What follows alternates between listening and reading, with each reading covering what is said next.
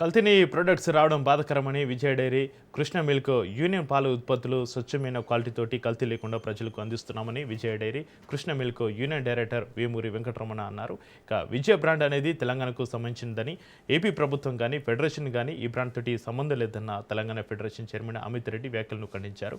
1965లో ఏర్పడిన యాక్టివ్ ప్రకారమే యూనియన్లు కొనుగోలు సాగించవచ్చని, బయటకు వెళ్లిన యూనియన్లు తమ సొంత పేర్లతోటి కొనుగోలు సాగించుకుంటున్నాయని తెలిపారు. అలాగే కృష్ణ యూనియన్ మిల్క్ పాల ఉత్పత్తుల కొనుగోలును తెలంగాణలో అమ్ముకోవడానికి కూడా వీల్లేదని చెప్పడం జరిగిందని అన్నారు. విజయ డైరీ మార్కు మీద మేఘనా యూనియన్ కల్తీని ప్రొడక్ట్స్ చేసిందని అమిత్ రెడ్డి వ్యాఖ్యలపైన ఏపీ డీటీసీకి వివరణ ఇచ్చామని Krishna milk union director Venkataramana తెలిపారు.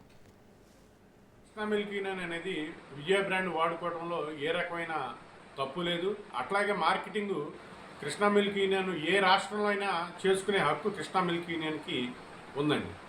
అట్లాగే ఫెడరేషన్ వాళ్ళు మేఘనా అనే ఒక ఫుడ్ సంస్థకి ఇచ్చారు, కోప్యాకింగ్ చేసి ఇట్లా హైదరాబాద్లో అమ్మారు, నెయ్యిలో కల్తీ జరిగింది అని చెప్పి మన అమిత్ రెడ్డి గారు ఆరోపించడం జరిగింది. దాని మీద ఏపీడీడీసీ వారు కూడా వివరణ ఇవ్వడం జరిగింది. కల్తీ అనేది చాలా దారుణమైన విషయం. కల్తీ జరిగితే ఎవరిని క్షమించకూడదు, కానీ ఈ బ్రాండ్ మీద ఈ రకమైన తగాదాలు, ఈ రకమైన ప్రచారాలు అనేది తప్పు అనేది మా అభిప్రాయం అండి. ఈ బ్రాండ్ ద్వారా స్వచ్ఛమైన పాలు, స్వచ్ఛమైన నెయ్యి, స్వచ్ఛమైన పదార్థాలు అందజేయడం జరుగుతుంది తప్పితే దీంట్లో ఏ రకమైన కల్తీ ఉండదు. దీంట్లో వచ్చిన ప్రతి పైసా కూడా పాలు పిండే రైతుకే వెళుతుంది.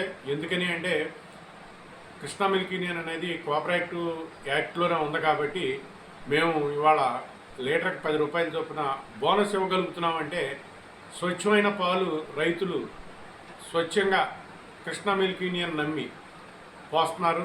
తద్వారా మార్కెటింగ్ చేసి ఆ వచ్చిన లాభాన్ని సుమారు 82% రైతులకి పంచడం అనేది చాలా గొప్ప విషయం. భారతదేశంలో ఇంత రేటు ఇచ్చే సంస్థ ఏదీ కూడా లేదు.